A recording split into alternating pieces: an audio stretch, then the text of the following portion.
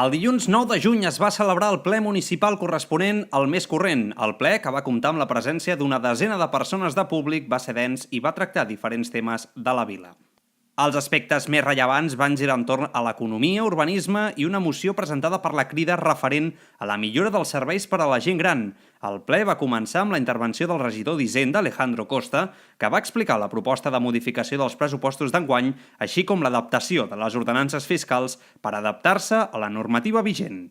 Del pressupost 2017 i en primer lloc, i abans d'entrar en matèria, en concretar els punts que es modifiquen del pressupost, jo voldria fer una valoració de per què podem fer avui això i no deixar de ser fruit d'una bona gestió que ja es va iniciar al principi de la crisi econòmica que van patir arreu del món i especialment en aquest país i les corporacions locals molt afectades especialment.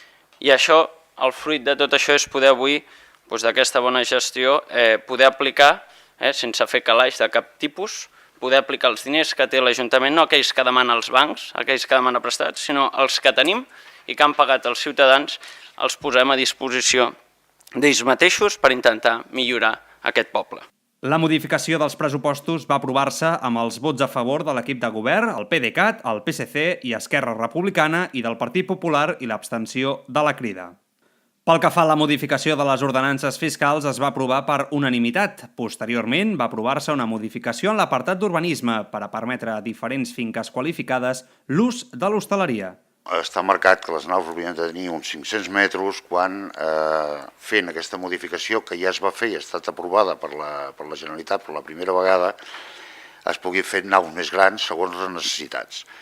En aquest cas, el que aprovaríem aquí és que es pugui fer, tant si és necessari, la nau més petita o es pugui fer més gran segons la necessitat que tinguin en el seu moment. El punt de territori es va aprovar amb els vots a favor de tots els partits excepte de la Crida, que va abstenir-se. Aquest mateix partit va presentar una moció perquè Premià de Dalt potencia el ser un poble amigable per a la gent gran. A més, és que veiem que ja la proposta que es porta a ple no veiem que sigui de tot completa, que no veiem que s'hagin fet els estudis que s'haurien de fer per poder fer aquest canvi, perquè no sabem què implicaria realment això a nivell turístic.